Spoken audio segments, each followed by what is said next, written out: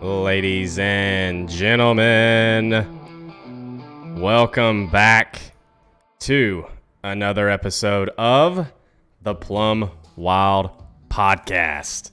It's Check Wednesday. God, I love sketch. March 27th, I'm Nathan Waddell, and as always, I'm joined in the booth by my best friend, Damian Kiefer. What's up, brother? That's perfect. Oh, I love it. All right. Well, tonight's episode is yet again sponsored by Cody Williams Design. When you look good, you feel good. And when you feel good, you race good. Cody does really good work on both real and virtual wraps. And we can attest to that. Kiefer's got a late model made by Cody Williams. I've got a micro sprint made by Cody. He does really great work. So rev up your style with Cody Williams Design. You can find his page both on Facebook and Instagram. And while you're there, be sure to use code PLUMWILD20 for 20% off at checkout. That's PLUMWILD20. Big thanks to Cody Williams for coming on board to sponsor yet another episode. We got a lot to catch up on today, Kiefer. Been 2 weeks since the last episode. But first, how are we doing today, brother? It's been a long day. Finally sat down probably, 30 minutes ago. Cooked the family some hibachi dinner after a long day's work. I did sit down, I guess, earlier. I made some laps for about 30 minutes, but then I was outside doing tires. Got some new tires we're getting ready for the weekend. It's Wednesday. We're halfway through the week. Yep. Almost Easter. It's been a while since we last had an episode, 2 weeks, which isn't really a long time, but it feels like a while whenever you usually do them every week. So we got a lot to catch up on. Just kind of going to try to go in chronological order here. Hunt the Front Super Dirt Series at Talladega Short Track. I was talking about on the last episode how I was looking forward to going. It was probably better than I expected that it would be, and I expected it to be really good based on what I saw at the Ice Bowl. The new track surface last year was very choppy and rough, but they were able to finally move around more on the track. And so far this year, it's been nice and smooth, getting slick, and they're able to move around a lot. The race was really, really good. Got to meet a lot of people at the track. Find some autographs. Yeah, no, I miss that joke, the joke post that I made about an autograph session in the men's bathroom from 2:55 to like 3:20 or whatever. I was in the pits talking to somebody, and they were like, "Hey, I just walked up," and they're like, "Hey, you gonna miss your autograph session?" I looked at the time; it was 3:20. I was like, "Shit, I just missed it." I was like, "There's probably a line out the door in the bathroom." But no, yeah, I met. Well, I've met a lot of these people before, but I got to see Chris Ferguson, talk to him for a little bit, the boss man, if you want to say that. I hung out with Hunter Gaines the whole time. Now, say what you will about Hunter, all right? But that motherfucker is a blast in person. I mean, he's the life of the party. He pulled up, all right? Me and my dad had just taken 2 shots at the truck. We had went back to the truck to take some shots. And Hunter and his brother Steven and a couple of others pull up. And Hunter's like, "Yo, what's up?" He's like, "We're shotgunning a beer." So we shotgunned a beer, and then he handed me another. Dude, all that within like the span of 5 minutes. I was feeling it. Buzz ended up wearing off, but I hung out with Hunter the whole time. He was a great time. I met Tanner Folds, which was pretty cool. He did. If y'all, yeah, he's Rap Man. If y'all, notice at the beginning of the streams in the podcast, the intros were made by Tanner, which is pretty cool to meet him. Who else did I meet? Met the man, the myth, the legend, Scott Bloomquist. And let me tell you something. Hunter Gaines was telling me that he knows and can walk up and talk to just about anyone in the pits. I kind of like, in my mind, I'm thinking, this guy's full of shit. We go down into the pits, and it's no fucking joke. We walk up to Scott Bloomquist's pit, and he was telling me before, he was like, we'll go talk to Fireball and then talk to Bloomer. And apparently Fireball is one of Bloomer's crew members. We walk up, and Hunter goes, "Fireball," and the dude turns around. He's like, Hunter, when we gonna get fucked up again? And I'm like, this guy, no way. And then we walk up to Bloomer, and I'm like, dude, it's an honor to meet you. I was like, I know you're busy. Can I just grab a quick picture? And my thing with this whole situation of meeting people at the racetrack, I don't really, I don't like being the guy that's kind of standing around waiting. Yeah. And I also don't like being the guy that just walks up and acts like he knows you. I don't want to get in the way. So like it kind of, I know that they're used to it, but I don't like being that way. So I usually don't do this for during the live podcast, but Martin J. Hall in the chat says, yo guys, I'm a regular listener over in the UK, the unofficial UK fan club. That is freaking sick that we got a UK fan. That's dope. That's pretty cool. But yeah, so Dave at the racetrack, somebody needs a driver, or just call us. Yeah, I'll make the trip. I'll fly out there. That's all I really got to say about Talladega Short Track. Great race. Met Jesse Innerkin as well. And those guys. Ashton Winger went for a ride. That was crazy. That was gnarly. I looked up. I remember me and Hunter were watching. Someone else was out there on the track with him. I can't remember who, but I was looking at the other guy, and I turned to look see what Ashton's doing, and Ashton is nose to the sky. I was like, holy shit, it was crazy. But that's all I really got to say about Talladega Short Track. After that, I was racing in Springfield on that same Saturday. Yep. And we sucked all night. We just now were you good. Racing with the A mods or the B mods? I was racing with the B mods. Okay. It was just a regular like 500 to win race with the late models there. We were testing some things that we did down in Florida on the race car, and they just didn't work. It's different dirt. It's just a different dirt, different style. But yeah, we weren't that great. We kind of got caught up in the heat race. Had a bad pill draw, started dead last. Had the opportunity to pass like 3 or 4 cars one time, and I kind of got stuffed in the wall on the front straightaway. And I remember it messed me up. And then there was an ordeal over that. Yeah, shit. I think things got a little plum wild in the pits after that, didn't they? They did, but that's besides the point. Oh, you can't. No, this is the Plum Wild podcast, brother. You can't just skip over what the Plum Wild. All right. Things got a little heated. So I'll just set the mood. All right. You sound. By the way, real quick, you sound so much better whenever you're right next to your mic. Just want to point that out. It sounds so much better. All right. So hear me out, chat. We're sitting there going into 3. He runs the middle. He's ran the middle 3 laps in a row. And we're at Springfield. Now, if you don't really know Springfield, Missouri, Springfield Raceway in Springfield, Missouri, that track's you kind of have to watch it to see it. But I get a massive run on the top of 3 and 4. And I am side by side with this old boy down straightaway. My left front is probably behind his right front tire just a little bit. And he comes up and clear highs me, puts me kind of in the fence, and I kind of ramped his right front with my left rear. And like I was like clear high squirrel, but his dad came over after the race and started yelling at me and took a swing, and then I tackled him, all right? So did the swing connect? No. I'm short and fast. Like, it's hard to hit me. Like, yeah. I'm not very. You didn't even move or nothing. He went over you with the swing. Yeah.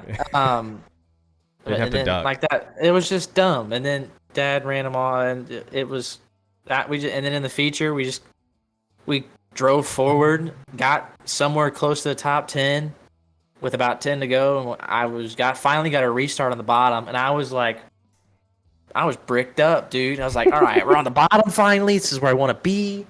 Get to the bottom, and then they stack them up in 3 and 4, and I lose 6 or 7 spots.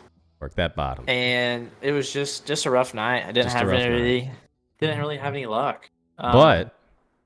But then we turn around, we go home that Saturday night.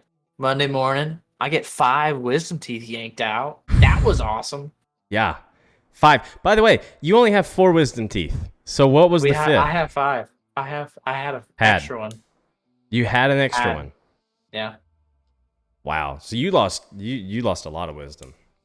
a It's lot of it's wisdom. it's unfortunate because you didn't have a lot to begin with, but clearly you've recovered fairly well, I would Fairly say. well. I feel Yeah. pretty good. I had my first cheeseburger today in 10 days, and it was delicious. Mm. I had a cheeseburger today too. Delicious. Um, but Austin in the the chat wisdom says about weight reduction. I mean, that's yeah. what are you getting removed next? Well, I haven't been able to really eat, so I lost some weight. I'm down to I know this is probably like scary to hear from some people. I weighed 125 pounds like 2 days ago. Now, chat, listen to all you listening. I want you to take into account Kiefer is 5'3". No, I'm not. Chat, taking into consideration, I am 5'7 3/4". All right. He has to, he's short whenever they add in the 3/4. So you got your wisdom teeth pulled out. Then, I, one of the reasons we didn't have a podcast last week was one because of Kiefer, I couldn't having really his, talk. yeah, I knew. So the plan was if we were going to do a podcast, we were going to do it Tuesday night. Well, Kiefer had his wisdom teeth removed on Monday was it Monday? Yeah. So on Monday, and then it was Tuesday, and I was like, I bet Kiefer doesn't feel good. I was like, I have some stuff I have to do today, and I can't do it tomorrow on Wednesday because I was getting ready to fly out and go visit my wife in New Mexico. I don't know if any of y'all remember. My wife is travel nursing out in New Mexico, so I was getting ready for that. And so it just worked out just to say, you know what, let's not do it. So I fly out to New Mexico. First time flying. I think I was pretty excited about it on the last episode. Flying is dope as shit. Not really, no. Not on the flight there. I did make one on the way back. He was a pretty cool dude. But flying is dope, bro. I love flying. The aircraft was a little small, but I think they all are pretty small unless you fly like, Delta or something. I don't know about first class, but New Mexico was great. Got to see my wife for the first time in just about a month, which was very exciting. They played rabbits.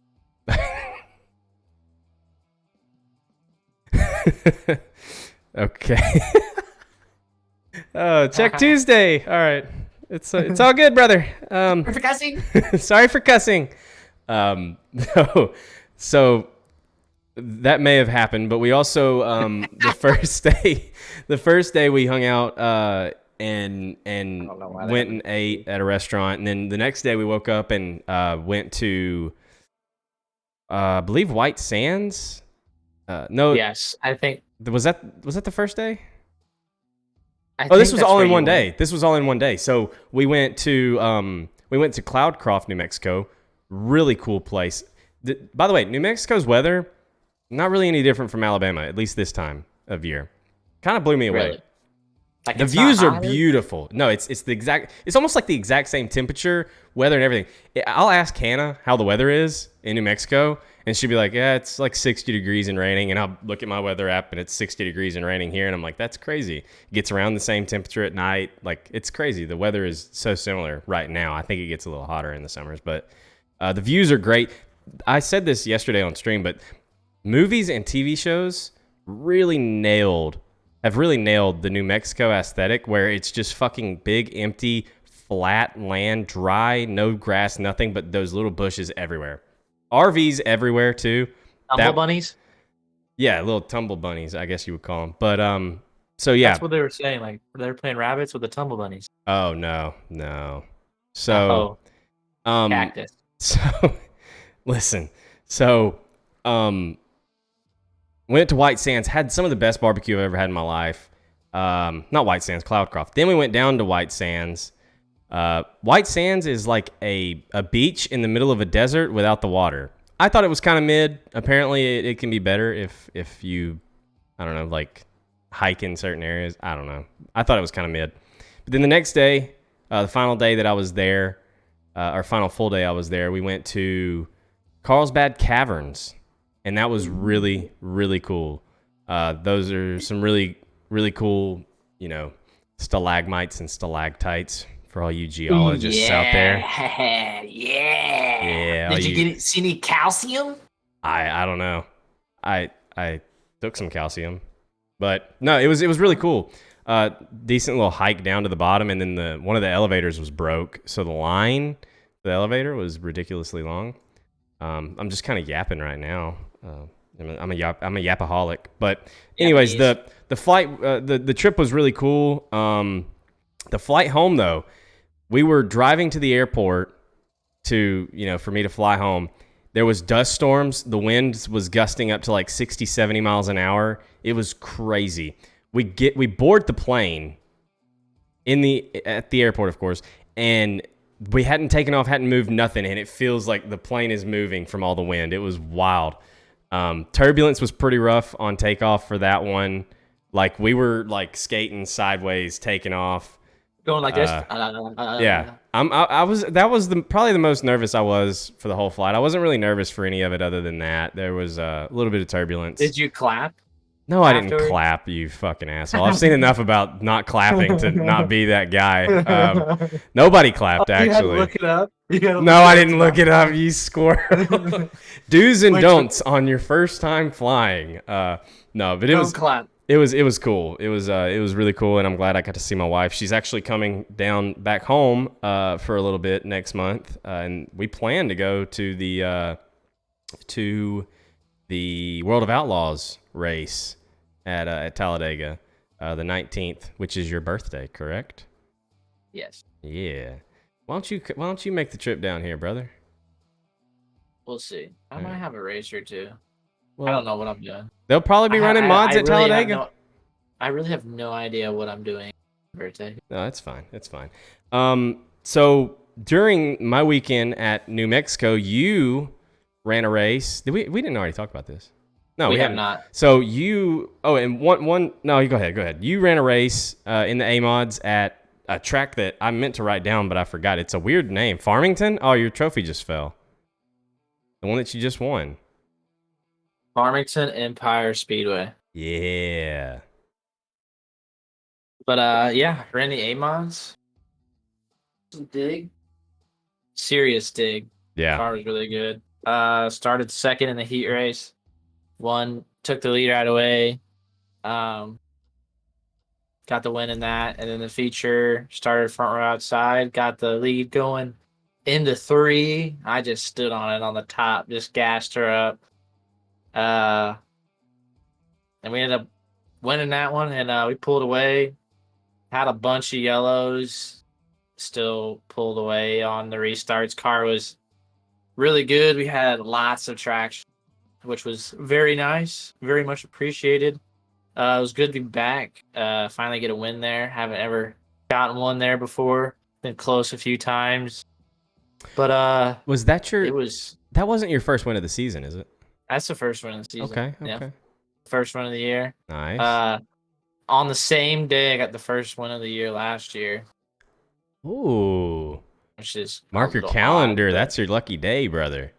But yeah, no, it was good to be back, especially up front, have clean air and see what the car is capable of. Went back to what we were doing last year. Back to what works. It seemed to be pretty good. It was best. I think a few more adjustments. It's going to be the best we've ever been, and really looking forward to getting ready for this weekend, and just trying to keep everything maintenance and maintained. Man, it's been a lot of work. Work's been really busy, but the race cars have been pretty good. And Saturday we had a really good night. Got to stand on the podium, and got to add another trophy to the collection. And I want to point out, I don't know if it was shared by you. I know I didn't share it, even though I meant to. You finally got yourself a post-race interview, at least one that I've seen. But the first one that I've seen. I guess the first post-race interview that's ever been posted. Yeah. Yes. That was great. And I loved the part whenever someone yelled out, "That's a B mod." Yeah. Yeah, we were it's crazy, dude. Granted, what's crazy is like I honest to God, all you have to do on that car. Austin said they told Kiefer to get up on the podium, then they realized he already was. Yeah. Just trying to stand on the car, dude. Make me taller. Oh, sorry. Go ahead. But yeah, no. All we have to do now, get ready for Springfield, pretty much, is just bolt on a 2-barrel, and it's ready to race with the B mods. It's fully B mod legal. People think it's something special, but it's just an old 3-link, man. She was she was really good though Saturday night. You don't get that every night, but if we can keep working on it, get a little bit better, I'm really excited for what the year has in store. Yeah, and it's a lot of what you've got up here and what's in between the steering wheel and the seat, in my opinion. I think you're very smart whenever it comes to what you're doing to your car, and then you're very good at driving it after that. So Performing. performing. Congrats on the win, dude. I'm happy to Appreciate see you it. winning as always. Couple other things to mention. For anyone who is interested, we do now have Plum Wild Podcast merch through Apex Designs. It's all going through Apex Designs. If you message the Apex Designs page on Facebook, make sure you get the right one. I think it's a logo with like a lion's face, something along those lines.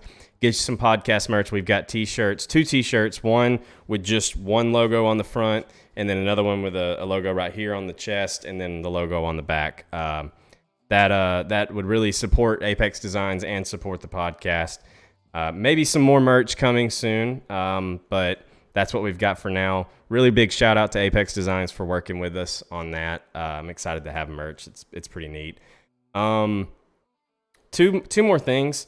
One, I saw, I believe it was this week, a big announcement that you are now at Speed Ranch.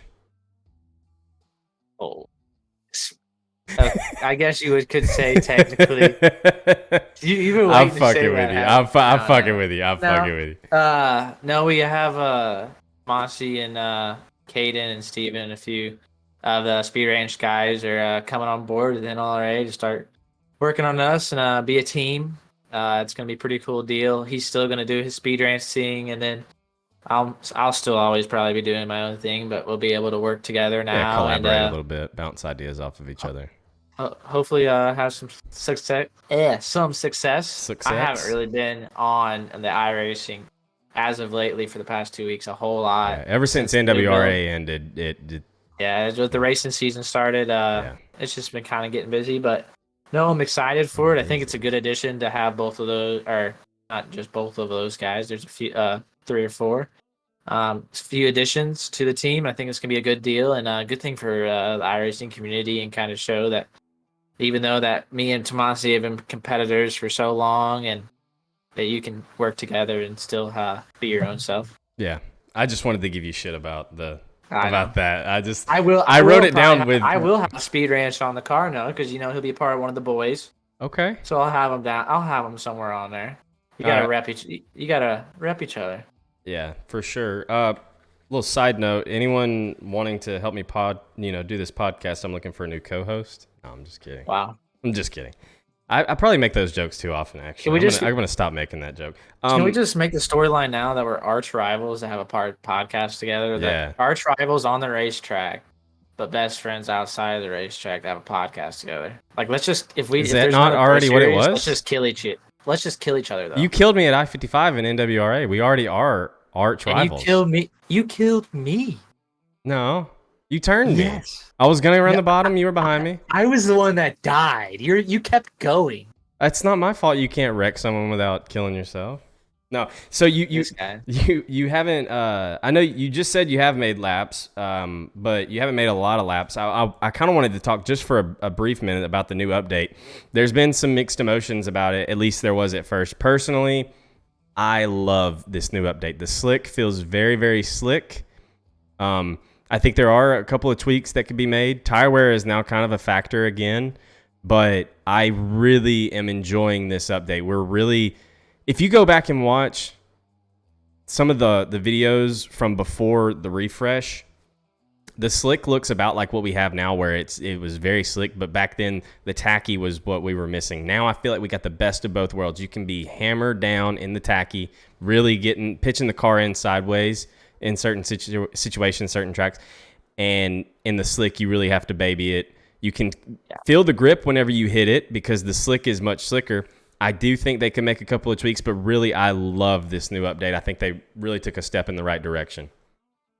I was in a hosted race last night actually with some of the NRA guys, and I was kind of working on some of my old DK stuff that I was running prior to this update.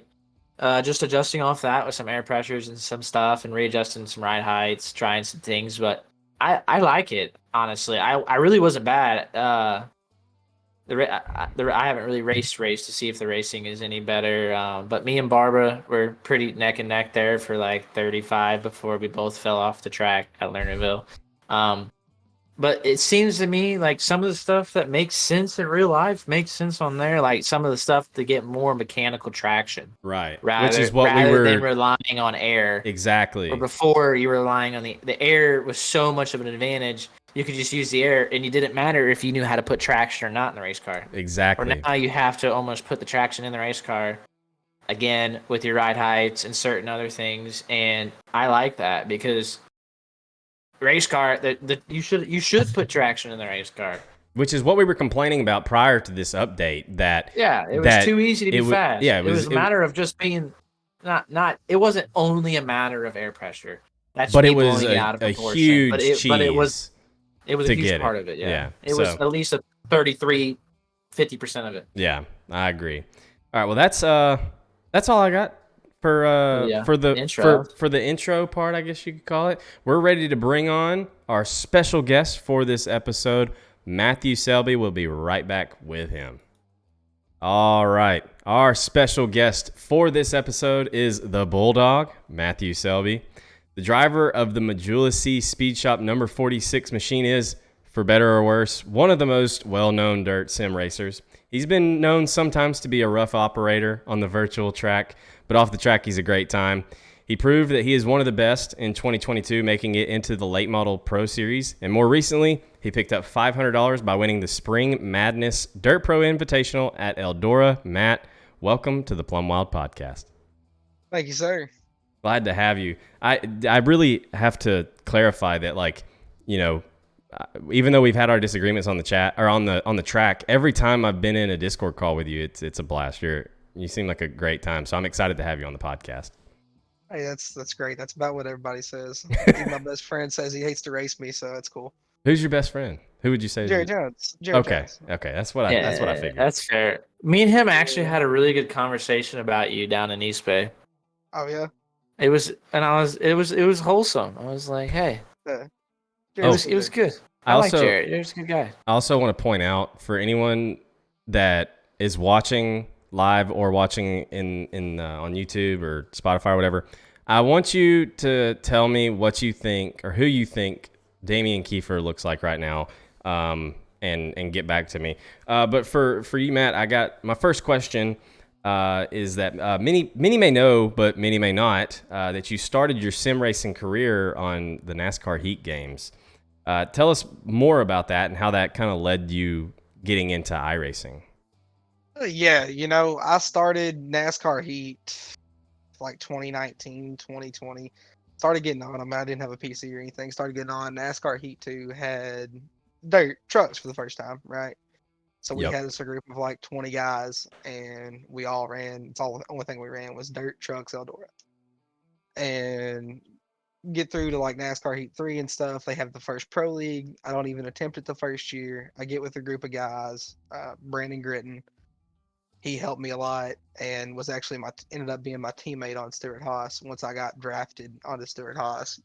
We did like 4 weeks of qualifiers and then did like 3 or 4 showcase races thereabout to get on, and then we had a draft selection with each team, and then we had like a full first round, and there was 2 picks. I went on the last pick of the first round to Stewart Haas because they were the champions the year before, and then ran the first, like the only pro series that I was a part of in NASCAR Heat because it shut down after that. I ended up winning a race. They had, the way it worked out is they ran Cup, Xfinity, and trucks. Like the They would do the first race of the season was Homestead Cup. The second race was Xfinity Iowa. And they did like a Watkins Glen road truck race. And that would be a segment, is how they did the points. So they broke it down into like 3 or 4 segments. Interesting. And then I had a couple good runs, like the first two segments of the regular season. And then should have probably won Atlanta and ended up getting wrecked with like five or six to go. And then the next week I go to Eldora. I always qualified terrible, and then ended up qualifying like third there at Eldora for the first time. And I moved the guy for the lead on the first lap and won the race, led every lap. Was that the first instance of you Oh being the no, rough operator? Not even not at close? all, not even close, not even close. What was Reputation goes long before then. what real quick about that? What was the pro scene like? When did you kind of start?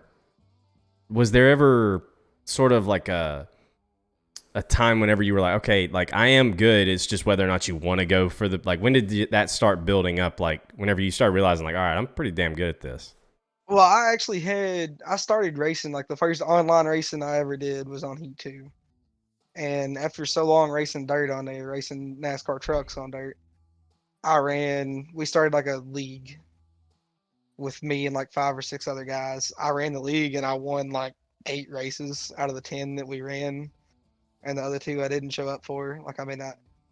After that, I was like, okay, and then actually Brandon Gritton I ran some kind of hosted race or something with him, and he had been in the Pro Series the year before with Stuart Haas. And he picked me up. I was his Xfinity driver in another league, and me and him then left and did another league, and I ended up winning the championship over there. But he helped me get all the way up through kind of that, and then ended up getting drafted. I started out on PlayStation, and then they actually drafted me to Xbox and sent me an Xbox to run. And how did all this lead you into getting into iRacing and ultimately like the late model? Like, have you always been like a late model fan? Well, I mean, not just that. My grandpa was racing winged late models in the 60s and 70s. Okay. I grew up, in a shop. It didn't continue throughout my life so much. Like by the time I was 10, 11, 12, my dad drove for 40 years, and then he went and crew chief. So I mean, I pretty much grew up around a race shop and grew up around dirt racing. So that was kind of always what I wanted to do, and then just didn't have a means to do it. And then I got on iRacing and actually got the money to get my PC and monitor and everything. The first setup that I had for iRacing through winning the Eldora race, because the races paid $2,000 a piece to win in NASCAR Heat. They ended up paying like $30,000. They ended up paying like $30,000 for the championship in that deal. That's crazy. Yeah, that's more than we got. More than we get for Pro Series. That's why motorsports games went bankrupt, I guess. I don't know. Yeah, for real. They did go bankrupt. So what was the Pro Series and scene like in the NASCAR Heat game? Like, how would you really, because you've ran in the Pro Series and iRacing, how would you kind of compare the skill levels? I mean, I would hope that iRacing is the tougher one. Okay. I will have to say that, and the reason you can kind of say this is because the 2 guys that were dominant all through the season, like it was Daniel Botafuco. What a name! And it was Justin Brooks. Justin Brooks is Justin 10K. Brooks. Yeah. He was Mr. Track Bar on NASCAR Heat. Okay. And them 2, I mean, every race killed it.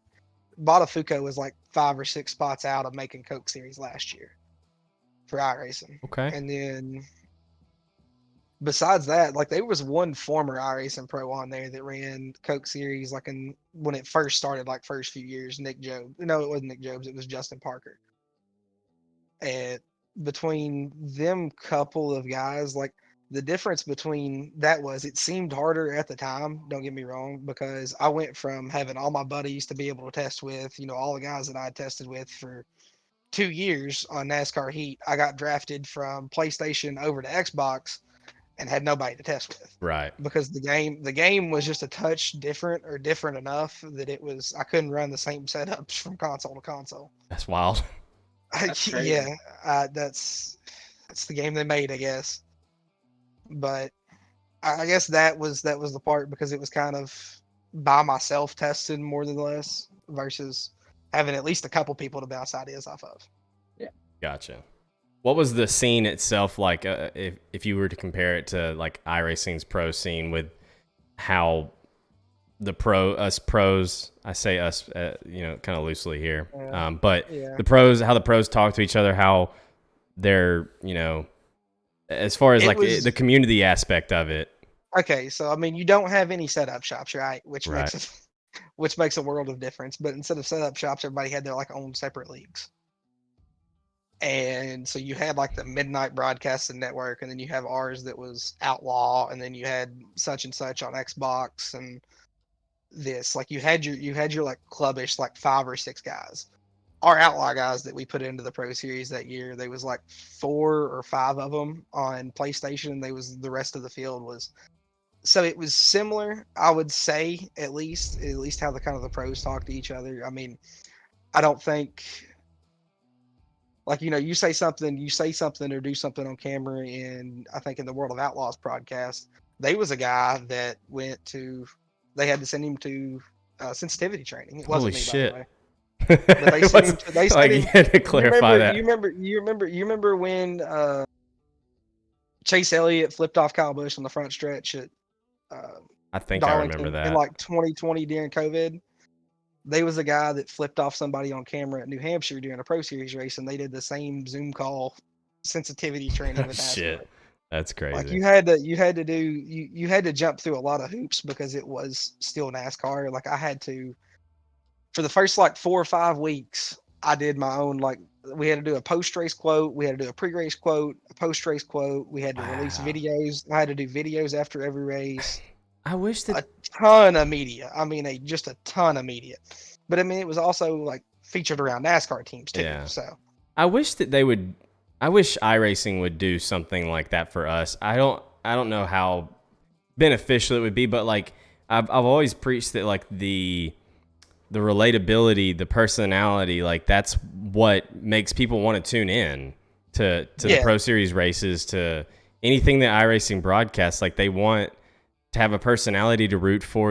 And you need to have more interaction in order to have that. So that's pretty neat. So jumping over to iRacing, how much carried over from the NASCAR Heat game to the same? Like whenever you first hopped into a late model on iRacing, was it you're shaking your head? Nothing. I first hopped in a late model, and I was so like I first hopped on, and it was a 2020 build. Right, and I was so far in left field. I mean, I think we all were. Yeah, I mean, it was like late 2020 build, like right before they switched over to the 21 build. Yeah. Mm-hmm. And I mean, I was like, I had Packer in the right front and left front. Like, I mean, I was clueless. Like it was awful. I knew not a single thing. It was terrible. And then it switched over to the 21 build, and I had already signed up for the fling before I had ever even tried anything. Like I got on 2020 build in October is when I got iRacing, and they had a second NASCAR Heat like Winter Series or whatever. So I just ditched iRacing like right after I got it for like 2 or 3 months, and then I hopped back on, and it was still like that 2020 build, and then I finally got over into the 21 build once they released it, and we spent. Me, Jarrett Jones, Marshall Strong, and Kyle Arnold, Red 4424 on YouTube. He, all of us 4 started testing. I mean, just started testing hard because me and Jarrett had already signed up for the fling like 2 months before that, before I'd turned even probably 1,000 laps on iRacing. And we tested hard, and I ended up making it, and he didn't. I don't think he made the prelim that night, but I ended up making it and started on the tail of the feature. I was the last car to transfer out of the first server, and then I ended somehow or another. The track got so rough because back then that was the at Knoxville, right? the straightaways rutted it during that fling. The straightaways rutted up at Knoxville real bad. I mean, it was horrible. Bad. And I had tuned on something, and about like an idiot, I decided that I didn't know what I was talking about after I tested and made the fling. That Davin Cardwell got to testing and wanting to know what I was running, and I ran a Davin Cardwell setup of all things. Oh, there's your first And mistake. I had left front. I mean, left front was 10 foot up in the air. I had 9.9 right rear shock on it, and that track was so rutted. I ended up, and it wasn't even because the car was like terribly slow, but I ended up, and the left front popped up, and I landed on Shane James's deck lid Oh my God. because the car got so far up in the air when it hit ruts, and that's how my fling ended in 22. I do Yeah, remember. 21. I do remember that because that fling was almost right after that build released. Yeah, it was like It was like that week 3 weeks after. or 2 it weeks was like after. we literally ran like 3 races leading up to it. that I was remember those pre-season days. I races. qualified P2, baby. Did you? I did, and then I choked my heat race to Johnny Rugg. Oh, Johnny Rugg. You were Johnny in my server. Rugg. You were in Was my I? server. Yeah, you finished 12th. I think I finished like 7th or 8th. I And think then Jaeger. Some would say that was in your prime. Jaeger Keefer. went quick. Wait, I- that was whenever I was on like with Zach McSwain. Was it? Was you still on Rocco then? Yeah, that was Ryko because I was in the Daryl Lanigan car. Hmm. Or But my I do Daryl remember- Lanigan car is what I was saying. I do remember that build. People were, That was whenever D Keith Speed was born. was Yeah. born. Oh, It I was do. set up- You're right. You're is- right. Because I remember I got. D Keith rail set, D Keith rail qual. That was a setup that I qualified second quick, and then Blake Cannon out qualified me on the same setup. My setup was 1, 2, and 4. I do That remember. night. I do remember you were on Ryko at that time because I got one of Me your and Zach were sets building stuff. right and, after the new build had released for a Bristol race and a league race. I was still a little baby. But yeah, I remember that build. Like the left front was really picking up, and that specific spring fling, that Knoxville track was stupid rough. Besides Evan, Blake, and Bergeron. yeah. But, Yeah. Yeah. That was my performance like through there is like that build that's what led to me getting onto CFM though. Because I was right there with Zach McSwain and all that. Yeah. And that's what You showed up that and was showed that whole out. time period. That was my Mhm. probably prime because I was on every single day. Yeah, that's whenever I kind of noticed you, like as I kind of at that point was starting to regard you, Kiefer, as like as one of those top guys because you were just always up there. And then I started noticing Selby a little later. He was right after like It was like he was right- good then, right but later like, Selby 2021. got up for it was like probably like 2 or 3 months after that. Whenever you were starting to like be there, Yeah. I would say. and that was That's when I took the leap from doing like 'Cause my you were on- own thing and then building. you were on Link 4 again. link. Yeah, we were still Yeah, on you were. 4 link and doing 4 link, and then we jumped from 4 link. I was still doing 4 link, and then we built. Me and Marshall Strong went and built for Pay to Win.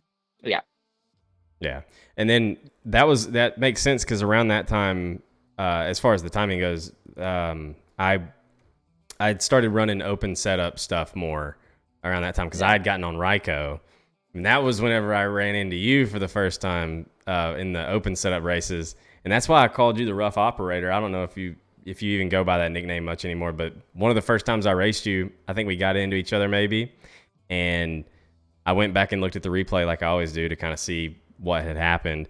And I noticed on your car you had rough operator on there, and I was like, that's a pretty good nickname for that guy. But you have cleaned it up a little over time, but you've always kind of been known to be a little rough on the track, hence that nickname. Yeah. What do you think? And like I said, you have cleaned it up over time.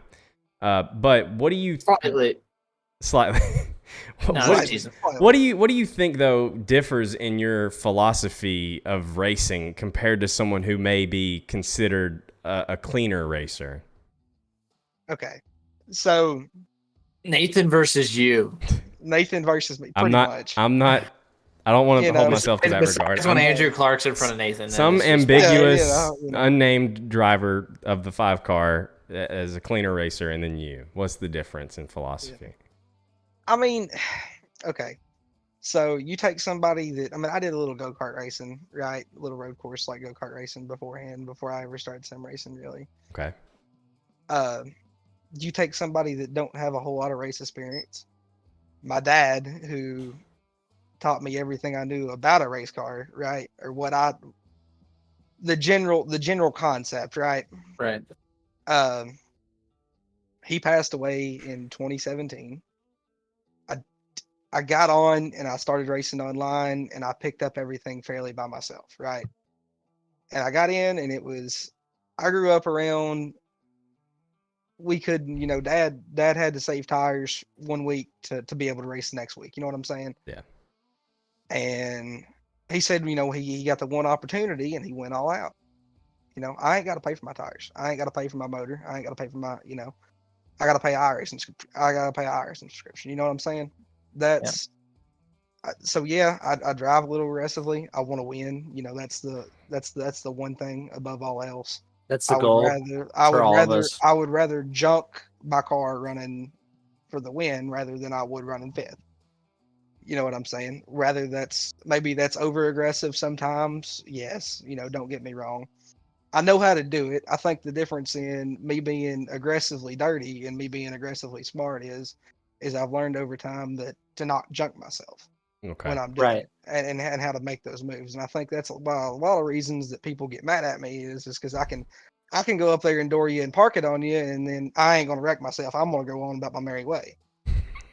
So it's Similar to a few other guys, yeah. But It's a level of hyper aggression that I think a lot of aren't It's like when you accustomed got to. Hauser on your sniffer, dude.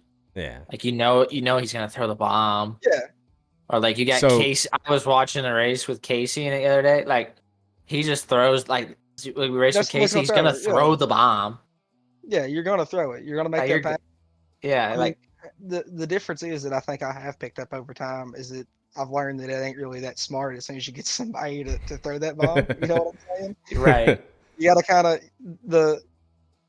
the nose of that 46 being on somebody's back bumper for a few laps before you throw that bomb does a little bit of wonders. You've kind of got that intimidator effect nowadays. Like, just it's coming. I mean, I may wreck us both, but it's coming. That's Or very at true. least you think it is. Yeah. Oh shit, I had a thought. So you kind of took your dad's philosophy of like, you got your opportunity to go all out and you're taking it because you don't have to pay for it. Like, it's just every single time you hop on, like, I'm going all out. And I get that. I have the same equipment. I have the same equipment. I have the same motor. I have, besides of what we tuned on the car and our setups, we're on the same thing. You know what I'm saying? But like in the real life, how many times do you get that? You don't. So does my next question, does your reputation bother or matter to you? Not at all. It did at one point. Because I before I learned of kind of what I was doing and how I was doing it, before I got better at doing it, it definitely bothered me. If Selby's gonna run through you, he's a dirty driver. Selby's especially fault. when I first, Selby's fault. Yeah, it's just automatically Selby's fault. EOL. Over time, I just kind of learned it is what it is. If that's I've learned a long time ago. That's how I'm gonna race, or that's how I race, and it just is what it is. That makes it don't matter. You are who you are, and you don't necessarily care. He's like the Mike Harrison in the modified world and the EMP world. If he's got the opportunity, he's gonna throw it, and you leave the door open once. Like sometimes that is the only opportunity you'll get. That's true. Oh yeah, Yeah, I mean, I do see a point though. JC brought up though. I thought, what happened to the fight with you and Hauser? It was blowing up on Dirt Talk. And then it went away. You guys would you guys make out and kiss, hold hands, or no? Yes, I guess. I don't know. I mean, I guess he just wanted to give me a hug or something. What was the backstory to that? I was standing up there on the rig, and I was standing up there Eldora? on the platform. Yeah, this was at Eldora. I was standing up there on the platform that Chris has got for the Sam rigs now, right? Like standing like right on the stairs. And if you've been on that, then you know like what the difference is from the ground. Like it's fairly high up there where the platform is, right? And I'm standing up there, I'm talking, I have my head turned and talking to Blake or Lob or somebody. And Hauser grabs me and grabs my arm, and I go down the stairs. Oh, And no. when Like I get fall up, all I'm fall doing, or yeah, like, no, like, oh shit. no, like he grabs me, and my next reaction, I'm still Eldora. We're at a campground. I mean, we've been partying for 2 or 3 days or 2 days at that point because I got there on Wednesday, and I'm like, okay, whatever. And I get up, but I'm still hanging on to him, and I'm like, I'm trying to get away from him, and about the time we get away from him, he goes away. So about the time we kind of get up and get situated where I'm off of him, he goes away. But whatever. So, did you ever get any clarification, like of? Of why the only thing I knew is beforehand is Clay Inman told me about 15 minutes beforehand because he walked up to the rigs that Hauser was coming over there, and the next thing I know, I don't know if it was intentional or not, but it was my reaction when somebody grabs you. You know what I'm saying? Yeah. Is that somebody grabs you, your back's turned, your reaction is kind of like, okay, well, Let's I go. kind of may have to fight. Yeah, you know what I'm saying? I might have to fight Throw somebody hands. here. I'm gonna have to give you a kick. But exactly, Yeah. just a Chicken peck, twisted. Sorry for Uh, cussing. just a peck. Oh, thought you said you were babysitting. No. Check Tuesday. Check Tuesday. Fucking for cussing. sketch. Oh my god, I love it, bro. I love sketch. So I completely forgot about all that. So like that, nothing ever came of that. Like Nothing. I mean, really, like I probably saw Hauser 4 more times. Four more times, like walking past him through the grandstand and stuff, and we never said another word, and nothing's really ever been said since between me and him about it. So fuck? That's crazy. I mean, it was. How tall I are think you? we texted. I'm 5'6". I'm short. I'm Well, short. Hauser's not much taller than you, Oh. right? You're taller than Kiefer. No, I'm taller than Kiefer. No. you're tall. How are you taller than yourself? How are you taller than I'm yourself? taller than Selby. Yeah, you are. I mean, that's not a big accomplishment. So But Taller from than my- everything I hear, taller than Hauser's my not girlfriend, much too, taller. so. no, he's fairly short. I mean, he's a little taller than me. He's probably like 5'8", 5'9". He's yeah. right in there. Here's the secret, though. The tall guys can't fit in the seat. That's right. Kiefer's Like, the only one everyone- that can fit in his seat. Hey, listen. Like, yeah, this is true. Like, there's no one else fitting in my race car besides pretty much if you weigh the same weight as me or my height. What were you gonna say, Matt? Oh, listen. I'm just built low to the ground and round for speed and aerodynamics. Shoot. Yeah, he's got that traction, baby. Got that right. traction. He's got that Um, rear percentage. More left your bite. Yeah. Give me all of it. There was whenever we announced you as the guest, or whenever we were talking about it, a lot of people were wanting us to talk about the 2022 spring fling. Why do you think everyone is wanting us to talk to you about the 2022 spring fling? What happened? I mean, because it's funny. I mean, that's at the end of it. I mean, I went out there and I started pole. I surprised myself by going pole because I don't really qualify that good. But I went out there, I won the heat, and then I led probably like 10, 15 laps, somewhere in between there. I couldn't tell you the exact lap. But after that, I lost the lead. I got moved up and out of the way, out of Blake. And Blake took the lead, and then Wilson followed behind him. And then somehow or another, James Starry came down. And I still claim to this day, I told Stephen Calvoda at Eldora when he asked me about it myself. I told him he was still in the wrong, and I still go by that it was a bad call. I'll die on that hill, I guess. But Calavoda doesn't have backseat. no. But what's so funny about that? Like what? Why? What? No, I mean, I lost my shit, and I started cussing, screaming, and yelling, and it is what it is. The emotions got the best of you. The emotions got the best of me. It's done a couple times. I'm fairly a little bit of a hothead, so as you can tell sometimes. But I wouldn't have guessed it, but you're in the lead for $5,000 that year, or was it 5,000 or was it 6,000? it was this 2022. It was 5,000. No, it was 6,000. It was 6,000. 6,000. Yeah, I mean, I have a chance to start on the lead for $6,000, and well, you know what I'm saying? Like, yeah, it's a big deal. Yeah, so it's a fairly big deal, Did that copy a ban from all? I can't even remember. Are you banned from all VLR events now, or what? Currently I'm on the blacklist. I don't know. Is that from that, or have you ran any events? No. I ran. Because I can't So remember. I was I should know. after that. I ran the Gobbler that same year. I Oh, don't think I that ever. was a good I gobbler. ran the Gobbler that year. I didn't make it. I ain't never made a Gobbler, but I The ran the Gobbler. Gobbler is crazy, dude. I had to set out of some kind of series they did. Maybe, Nathan said he's gonna run it. Oh, Or no, you probably had to set out of the VLR, the mod, yeah, the summer mod. or no, maybe series. there was some other race between that because I couldn't do it because I was working. Birthday during bash, that time. maybe. Birthday bash. Give back. Yeah, I couldn't run the birthday bash. I wasn't on CFM then, so I couldn't run the birthday bash or the give back anyway. Oh, that's true. But and it wasn't. I don't even think that was the first year of it. Maybe it was.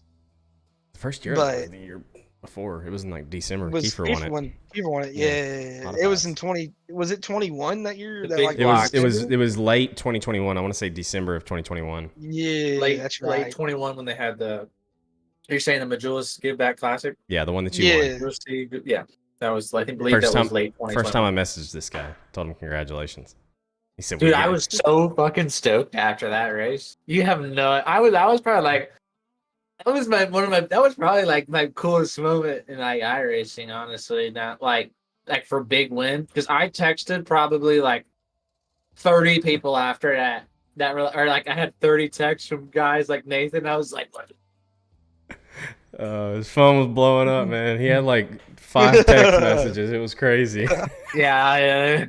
No, it's Wasn't it like you and like it was one of Me. Richie? it was Richie like, Yost. Me and Richie Richie Yost had a Yost, yeah. little ordeal. It was all because That's of the right. restart, bro.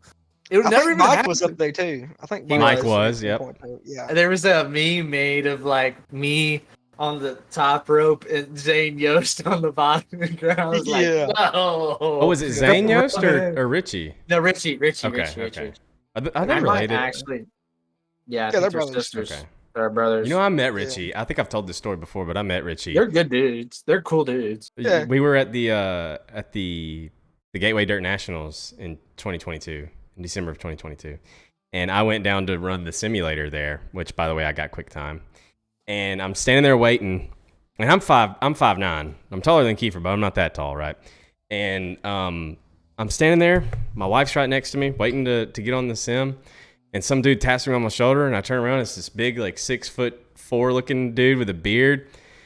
And he's like, "You Nathan Waddell?" And I was like, "Yeah." He's like, "I'm Richie Yost." And I was like, "Oh shit! All right." Oh, what is that? Oh, that's great. Oh. The Damian Kiefer Zane Yost meme. But me and Richie had just gotten into it in an official like a couple of days before we left for Gateway. And so I was like, "Oh shit, what's up, dude?" I was like, "This motherfucker's about to kick my ass." Dude, that was my Matt Selby moment. Whenever There you go. I gave him a little right front. That's all I did, though. That's all you got to do. Just a little. Just a little bit. Real random question, Matt. I want to know: do you remember I-55 Pro Series 2022? You got flipped at the very beginning of the race. Mm-hmm. Do you remember who it was? Yes, I sure do. Oh. It was. I actually couldn't. I couldn't qualify that week because I had too many X's. But of course. Yeah. Naturally. That's not. I ended up making it out of the heat still somehow at I-55. And I think I was like right in behind Jaeger. I checked up for Jaeger, like right on the bottom of the track. And whenever I checked up, it kicked me sideways. And you just like drove up underneath my left rear. And it flipped me just straight over. Like right, like on the opposite side of the track from pits too. I was like, I could get back out, but I was gonna be like one lap down. I don't know. I don't know why I did that. I felt like such an idiot after the race for that. Like, you were stopped. You were pointed straight at the inside wall. I'm coming up to you. We're already in the back, I'm pretty sure. And yeah, we're somewhere like 14, 15, 16, somewhere now. I'm pretty sure the caution was out, and I got to you, and I just flipped you over. Like we were going slow as shit. I just bloop flipped you over. Flipped over. Yeah, it just landed like perfectly. It didn't even damage my car. No, Was the funny thing. I could have totally just came to a complete stop, didn't even have to hit you. And for some fucking reason, I just flipped you. I still don't know what the hell I was thinking. I felt like a complete idiot. I actually reached out to you and messaged you about that. I remember apologizing. But yeah, I just wanted to know if you remembered that, because that was just one of our interactions that I remember, where one of the ones where I was in the wrong. No, I'm just kidding. I think that they ended up still giving me the X for it, so I don't think I was in the wrong. I think I still got like the 2X or 3X from it. I do remember Pro looking in the Series. report after that and thinking, I'm probably going to get something for this. Nope. Yeah. Nothing. I don't even think I was mentioned as part of it. I was just like, all right, we're not going to mention it. I'm not going to Yeah, I'm not going to claim it, you know? I'd already used my 2 protests too, so Oh, man. Already used Yeah. the appeals and everything. yeah. Oh yeah. Oh yeah. Next part of let's jump towards 2023. You were gonna run the qualifiers last year to try to make it in, and you I can't remember, you either ran them for the first couple or didn't run them at all. What happened to keep you from being able to run those? Okay, Refresh so my what memory. exactly happened? I had been banned for. I ended up like 2 or 3 weeks beforehand. I got banned for 2 weeks for pulling out in front of the field at Lucas Oil. I just complete brain fart, pulled out in front of the field, killed top 10 official. You know, Somebody something like that has reported me. happened to me before, but go ahead. You know, Icebreaker, at I least think. at least you didn't do it. You know. Yeah, it wasn't me. I would never do Yeah. that. Yeah, you know, never. What kind of idiot would do that? Go ahead. Yeah, I swear. Yeah. Continue. And then I got unbanned, and then the first night I was unbanned, it was a Cedar Lake Pro official, like 2 or 3 weeks, or not 2 3 weeks, like 2 or 3 days before the Pro Qual. Right, I don't know if because they was gonna accept me. Because the officials were at the track that qualifier was going to be at that next Well, Monday. that was pros. No? It Oh, was that was pros. pros. Okay. It was pros that I ended up. They being did, banned. though, sometimes have Cedar in pros and supers in the same week. Yeah, they did. They did there for a couple weeks. So I'm They not had it, wrong, like but- Kokomo there for like 1 or 2 times, but it was all the same. Yeah. But I ended up, I was in some kind of consi or something. I was in a consi and I was trying to make the show, and I was like 5th, and I was battling for 4th with Hauser. This was about, I don't know. I made it through. I was off of House of Speed. The first time I ever had a CFM logo on my car was the Port Royal practice race for Pro Series, and I had just like a real small CFM logo on the side of my car on the quarter panel with the contingencies. This is all I had. Okay. And this was, of course, after Pro Series, then leading into 23. But me and Hauser had ran into each other. I don't know how many. A lot. I don't know. I remember y'all. Whenever you got off that team, y'all immediately started butting heads. It was bad there for about, I don't know, 6, 7 months between me and him. Just trying to race each other was impossible. And anybody else around us, it was impossible. Maybe this to even explains try to what race. happened at Eldora. A little bit, probably. But I slid him and I got into his door. I put the right rear like right on his quarter panel. And when I did it, he turned the wheel just dead right and straight line the fence. Well, I got protested for that, but that wasn't what I got banned for. I got banned because I thought that was the last lap. And I stopped on the backstretch. I pulled through turn 1 and stopped on the backstretch. And Colton Zimmer passed me and made the show. Well, I got protested for manipulating the race pretty much. Okay. And letting a teammate pass me to make the show. So I got banned because of how many bans I'd had in that time frame before that. Yeah. I had. They had a quick trigger to ban you. Yeah, exactly. They gave me like a 3-week ban from officials. Mm-hmm. And that just nuked the Pro Series team. Yeah. So I think I ran like one of the last ones because somebody wanted me to like raise the SOF or something. Probably ran Charlotte, if I had to guess. Yeah, I think I ran Charlotte. Yeah, I think I ran Charlotte there like last week that I ran. Do you think you could have made it? I mean, not like as a. Obviously, you have the confidence, but like, do you think what was your confidence going into the qualifiers before all that happened? Like, were you still I feeling was like, yeah, I can make it no, again? yeah. Well, yeah, that first week at Lincoln, we ran we ran a CFM test race with everybody like from the team that was racing, all the customers and everything. We Right. ran like a practice lobby and would run like a 40 lap race, run a whole show, and just a test lobby. I won by like a second at Lincoln. Damn. Just destroyed. I mean, not destroyed, but I won that and I ripped at Lincoln. And I forget what the next track was for that pro qual, but I was fast there too. Like every weekend testing, I still stayed on testing for it and everything with everybody. But yeah, I could have made it. I mean, I made it the first year from winning 2 races, and I barely made it then. I was still like 14th or 15th, and I won top split race. So Yeah, you won at that was Williams just Grove. Didn't you have to kind of door Dylan Hauser, who was at that time your teammate at Williams Grove for the win? No. Refresh my So memory I though. did get into Hauser at one point, but it wasn't my fault. Okay. Hauser hit. I started 8th in that race, Mhm. and Hauser started like fourth or 5th somewhere. We were close, and I took the whole race getting up there, but Hauser hit the inside wall in 3, and when he did, I did not lift because I'm running for pro series, and at that point in time, he wasn't even going to be allowed to make it Right. because he ended up making it in on points anyway, and then I still don't on the think he last did run. actually.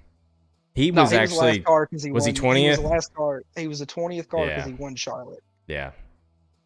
Anyways, But yeah, but so I y'all did make doored. contact though, We did make contact there, and I do and remember I got that. up.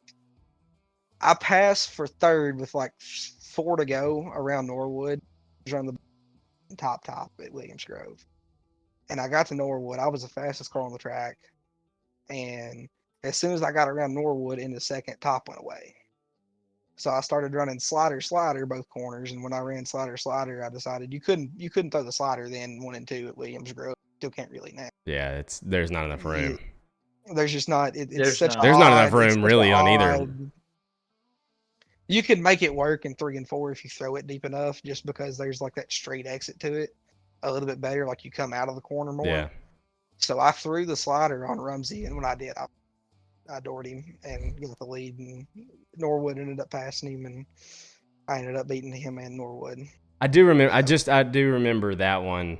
That one kind of sticks out in my mind, because I knew you won it, and I knew that there was some contact up front, and I knew it was with Hauser, and I knew that you were driving for him at that time, so I kind of wanted some clarity on that, but Yeah.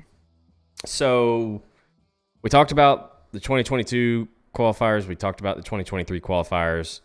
If there are qualifiers for this year, which it's not really looking good, they hadn't really said anything, but if there are, how are you feeling about going into the qualifiers this year, with it being a completely different build than the ones for 2022 and 2023?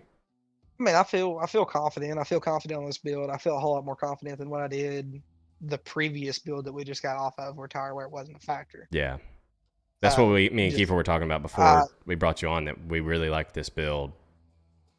Just because, I drive the car, like my driving style, I set up my car straight, and you couldn't really do that last build. I felt like you had to go in there and just sling it into the corner. Yeah, and you had to drive it on in the much right harder. rears.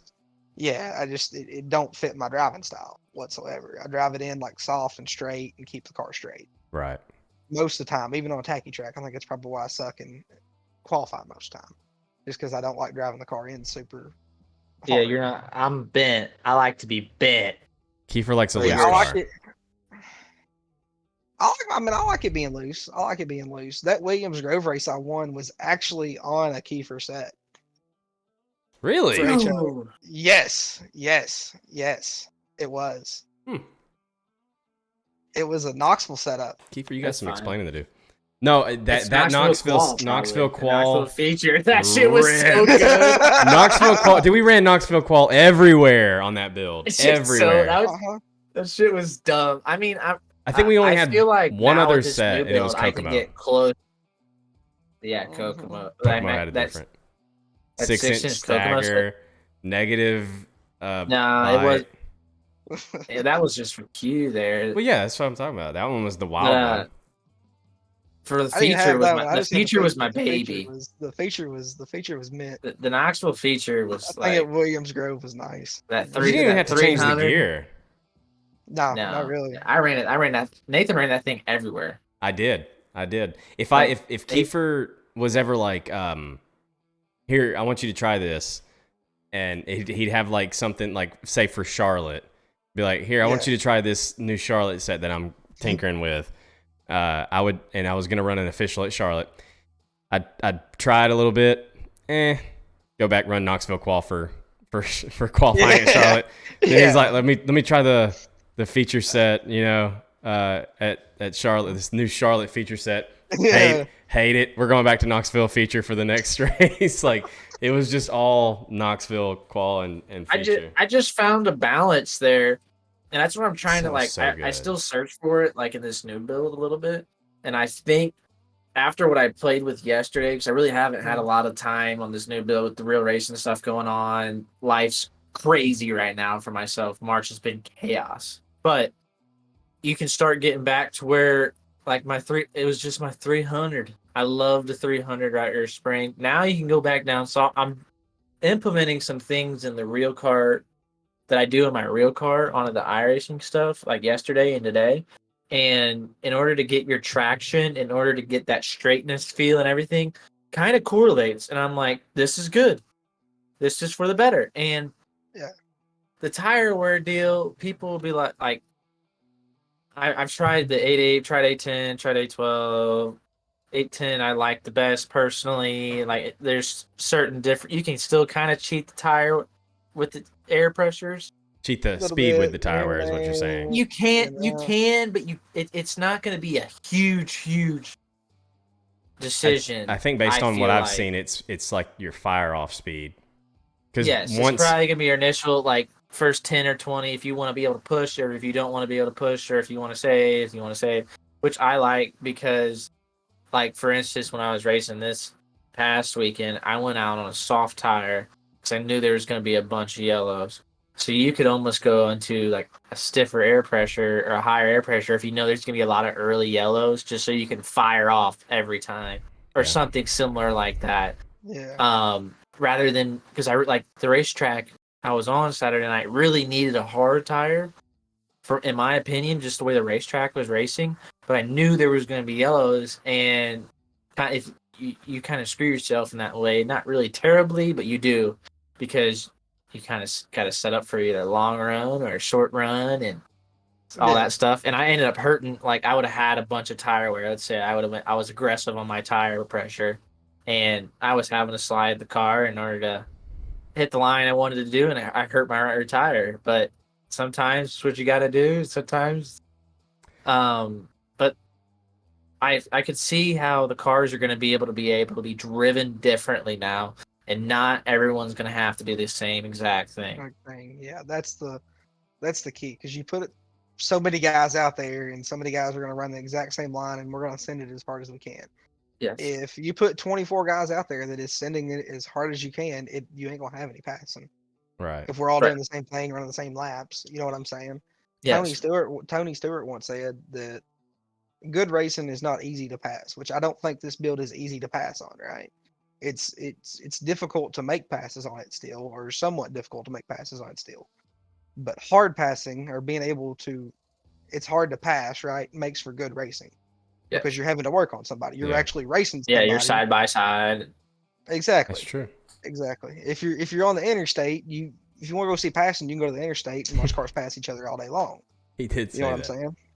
Yeah, I think the biggest positive is that the slick feels slick again.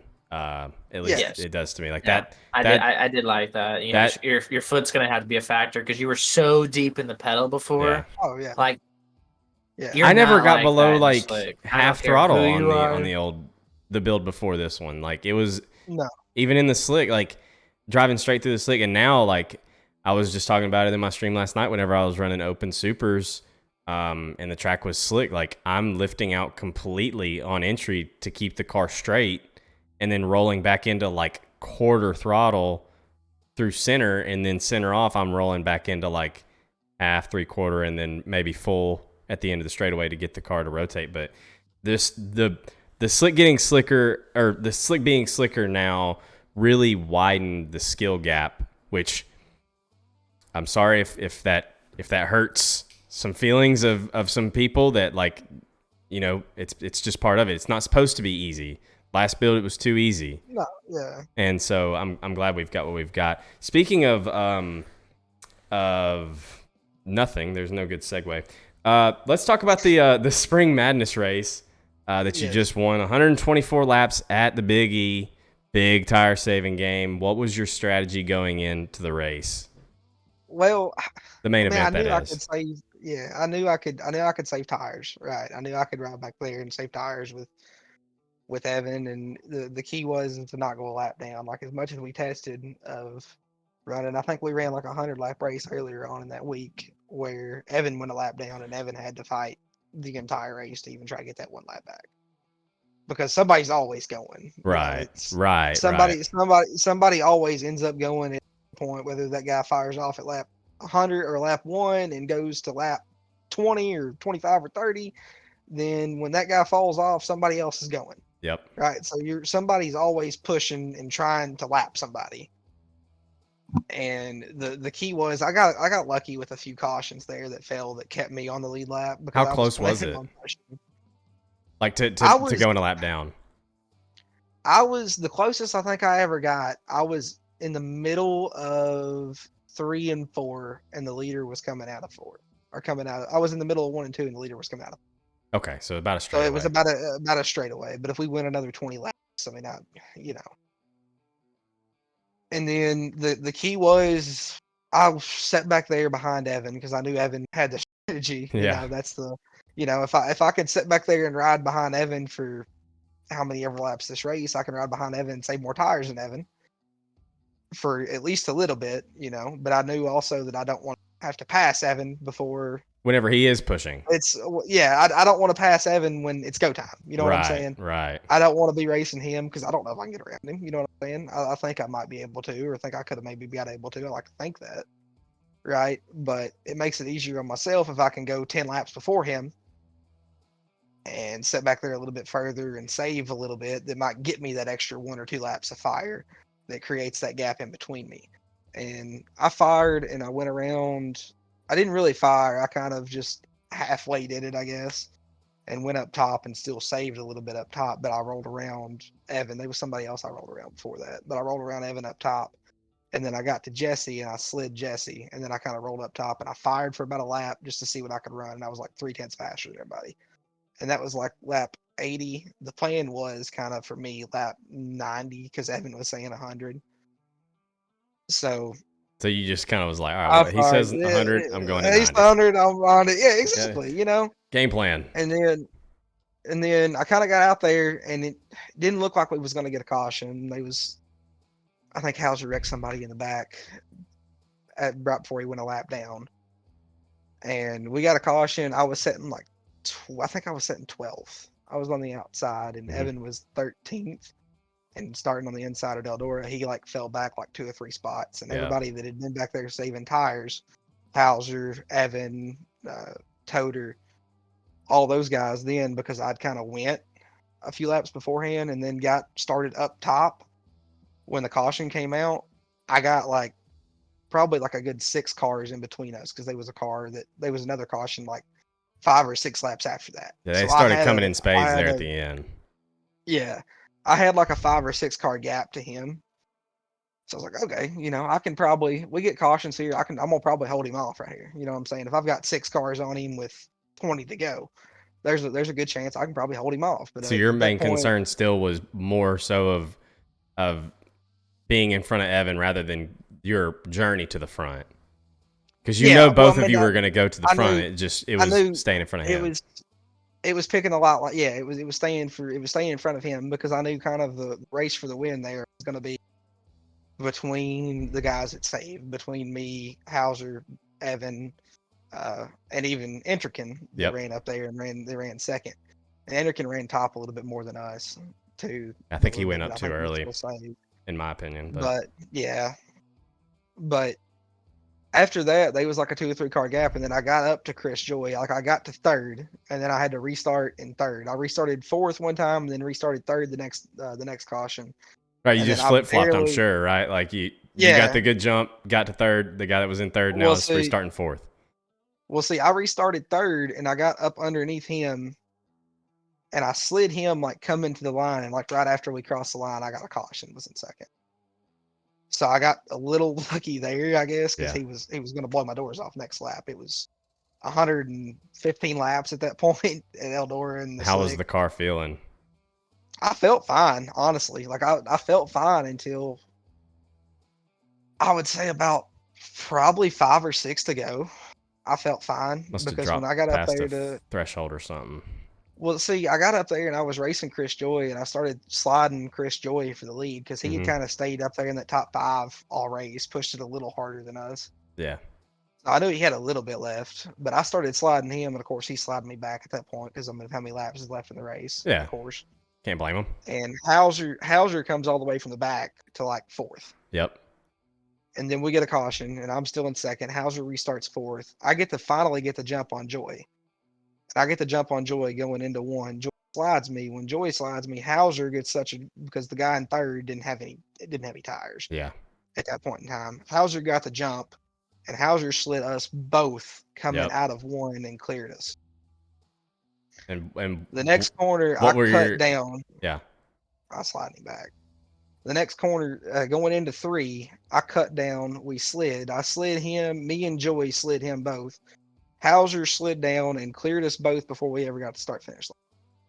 So I threw a haymaker on I know. Hauser and stuck him in the fence and gave us both spore damage. Yeah.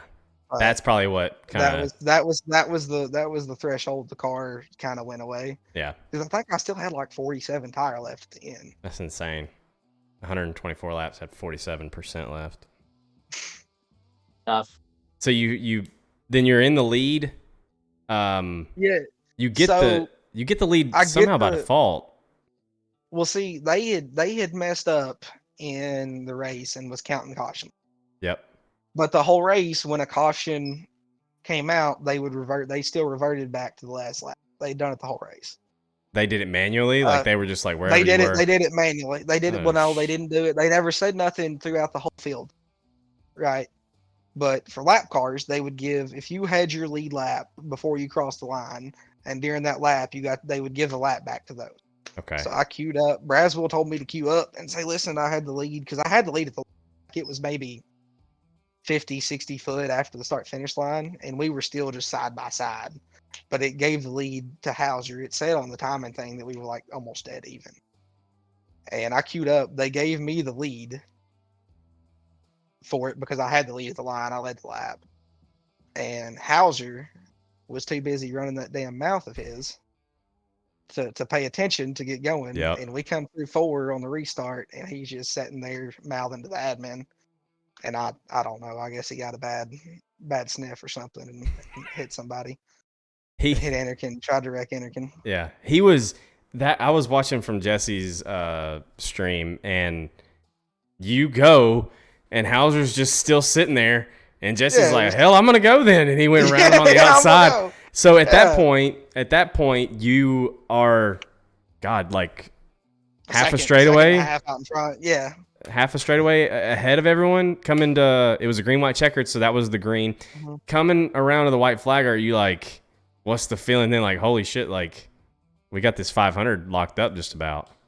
I'm going to be honest with you. Like, it is, I've been most of the time, and you can go back and look at a lot of interviews and stuff, even when I first started, like, racing and running good in Wotel and stuff, and getting a lot of good runs in Wotel and stuff. And I would, every time I got in the interview, even for a top 3, like, the first time I won was a U Kokomo in Wotel. And I mean, I got up in the booth and I was excited. I was thanking everybody, I mean, just really, really, really excited. Yeah.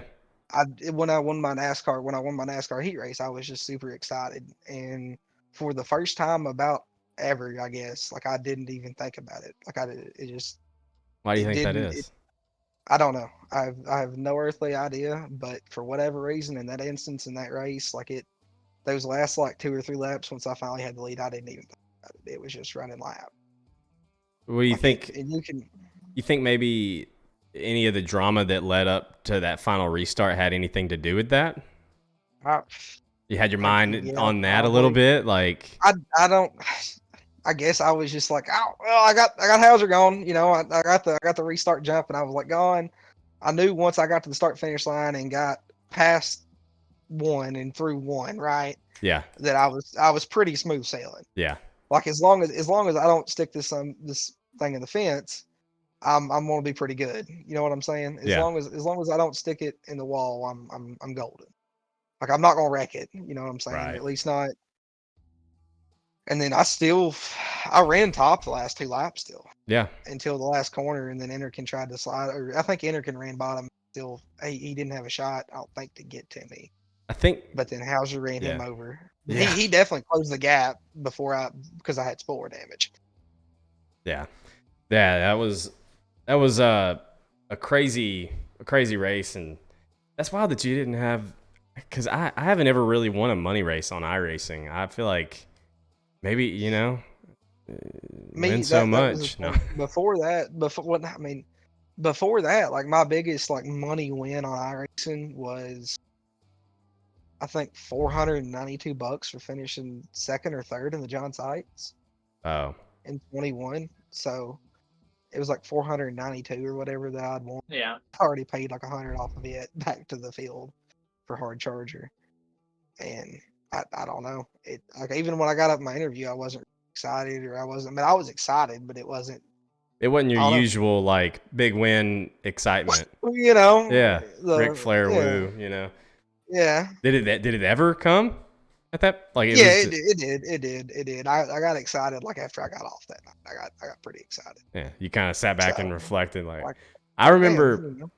Well, one thing I should mention. One thing we have in common, Matt, is we're both top split pro qualifier winners.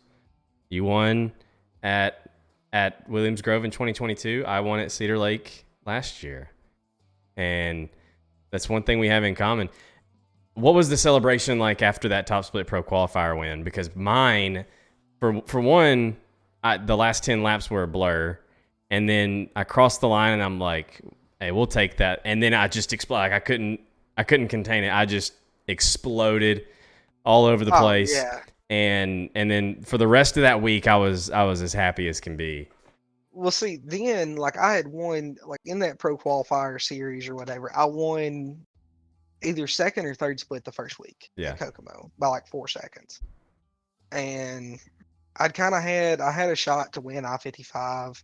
I was running second or third and got wrecked out in it in second split, and then I went to Cedar and just didn't run good.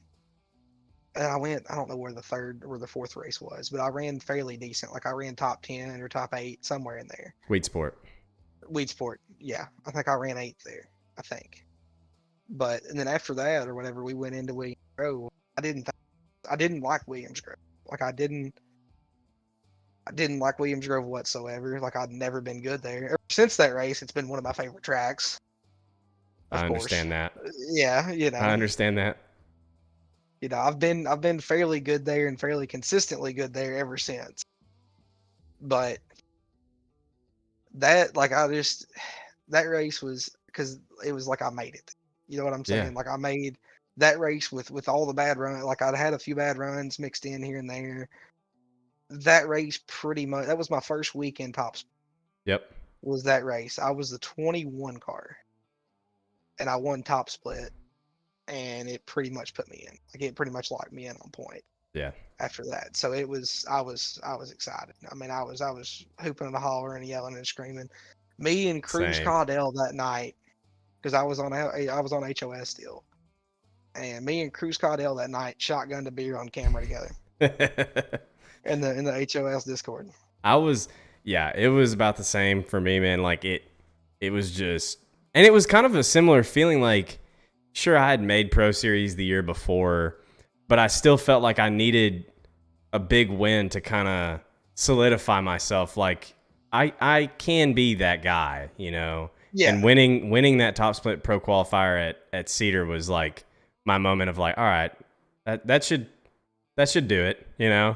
I should be here now. Yeah, we're here for a reason now. So, Yeah, well, listen. we didn't run second or third split, and, Right. make our way in. No offense to anyone who did. Yeah, Yeah. But, Well, listen, Matt, I appreciate you so much for coming on. Kiefer, you got anything else for our guest here? No, stay away from racing. stay away. Nah, we've actually had some better racing now. I understand kind of your style now that we've raced more together, and I can avoid the situations now because it's just who you are. And like I've learned that about a lot of people and just racing in general. There's just some things, it's just who they are.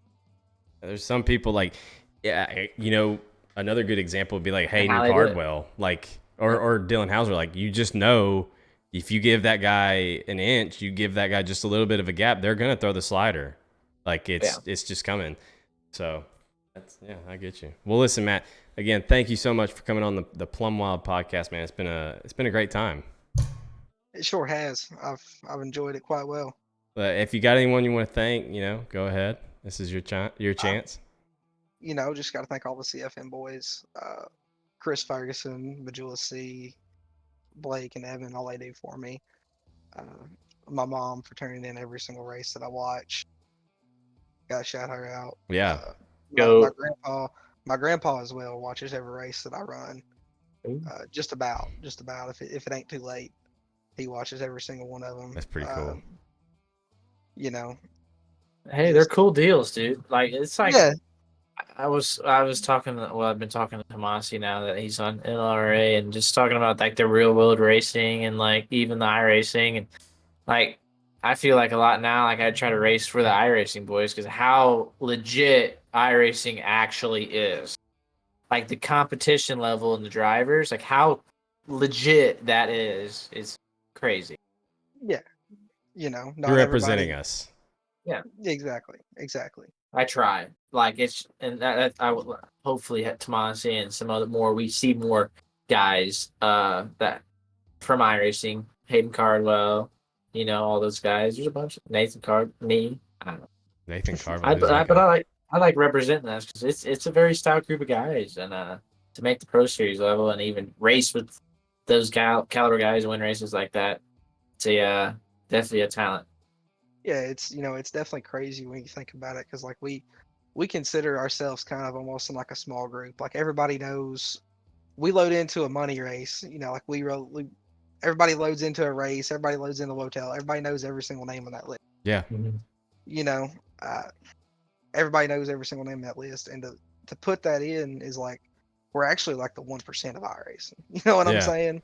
Yeah. That's the crazy thing when you think about it is to get to that. I would say to like that Pro Series to where you're running VLR events, making VLR shows, making everything like that. The group of guys, not necessarily the competition level that runs it or anything, because there's guys down there that can do that. Don't get me wrong, but it's very. I think even though we fight like cats and dogs at times, everybody knows each other. You know what I'm saying? If anybody sees somebody in real life, I mean, besides Hauser, I really ain't ever had a bad conversation with somebody. I mean, Same. as much. Yeah, that's how I am. I try to talk to everybody. Well, me and Jared had a good conversation down East Bay, and I had him there. I didn't have him wrenching, but I think I had him wipe some stuff down. I put him to work, man. That's what Matt was making a joke about. He says he's gonna come put on tires. I'd tell him get to work. Yeah. Hey, there's stuff to be done. You know what? Hey, he was helping you over his brother. Shoot, you gotta leg up there. Hey, we Damn. We're competing. All right, Matt. Well, listen, we appreciate your time, dude. Yep. Appreciate y'all, man. All right, we'll holler at you. See you. All right, that was Matt Selby. Another great episode in the books. It was a good one. Wasn't too bad. He, and I'll say it again. If anyone didn't get it in before, that should put it to rest. You may not like racing with him on the track, but off the track, he is just top tier guy, really. And that was one of the things I should have mentioned this while he was on here. That was one of the things that Chris, Blake, and Evan were telling me about whenever I was talking about joining CFM. I jokingly said, well, I don't know if I want to be on the same team as Matt Selby, right? And they were like, I said it as a joke, and they knew it was a joke. They were like, but listen, here's something you got to know about Matt. You might not like racing with him, but I guarantee you, if someone was to, in the CFM Discord, ask for help with anything, setup related, wheel problem related, Matt is the first person that's going to try to help him out. They said he's a really good dude. You just got to talk to him. And I think he is. He just Yeah, I play Rocket can, League with him a few really? times, and yeah. Okay. Oh, I've been around, dude. I've slept with a few people here and there, different people. Why don't you come over I've tonight? been with others before you. You coming over tonight? I might. All right. Hell yeah. Well, let's wrap this thing up. Listen, we got one more thing. I really only got one more thing I want to talk about. Your next race, your next IRL race. Where are we going? 2 days. 2 days. Friday night. Springfield again. Okay. Friday and Saturday. Gonna try to a little redemption. We struggled there 2 weeks ago. So hopefully it's a good rebound. I think we're gonna have some success. I've been working on it. Getting it ready. Doing a lot. I've had some purchase of new tires since we got a big win there. So I've been having to go type some tires, getting everything prepped up, ready for the weekend, and make sure we're all ready to roll. But excited to go back. I think we're gonna have something. I think we're gonna be pretty good, and I'm excited for it. And where can our fans watch that? You can find that at springfieldraceway.tv. I believe that'll be the only place you could see it. If not, you'd be able to check it on my race pass. Absolutely. But I'll try to have some more. I got some video footage. I need to post more. Just I've been a little lackluster. We might do a little Thirsty Thursday tomorrow. Ooh, okay. Yeah. Be sure to follow the DKeef Speed page on Facebook. That'll also allow you to stay updated with how Kiefer is doing in his real racing endeavors. I post my racing results. I don't say a whole lot on there. I'm gonna be trying to more. I'm gonna have the help of Nathan, hopefully. Absolutely. Life gets busy, man. Yeah. Life is getting the race. The race cars. The race cars are a lot of work. There is a lot of stuff that goes into these things. Get them up and down the highways and ready to roll. And in order to compete and win races is it's a totally different game. So also I still have some shirts left. There's not a lot left. I'll be honest. Time to restock, baby. Get the new wrap. Mario Perez been working on the new wrap. When are we ready to unveil that? That'll be probably unveiled when it's on the car. Hopefully we're shooting for May. Okay. Well, good deal. Don't forget we do have Plum Wild podcast merch now. I'm assuming me and Kiefer are both getting one, of course, right? We'll try to be able to rock that in next week's episode. If you want to get your own Plum Wild podcast merch, be sure to go to Apex Designs on Facebook and order you a shirt. And that'll do it. Right? You got anything else you wanna add before you send us off with a front flip? You got enough energy for it? I know you're tired. I think I got enough energy to try one, but other than that, no, man. Life's just been crazy for me this month of March. I'm ready to slowly get moved into the new apartment so I can get back on the iRacing scene a little bit more. Girlfriend's been living with me. Her stuff's pushed aside. If I can see some shoes and stuff, she's got a purse right there. Yep. It's been chaos, but I've actually made my own little pathway in the closet so I can do this for you guys. Oh, here we go. You made a pathway. Get that chair out of the way. Oh, no. Move the chair. Oh, no. There we go. He got the hint.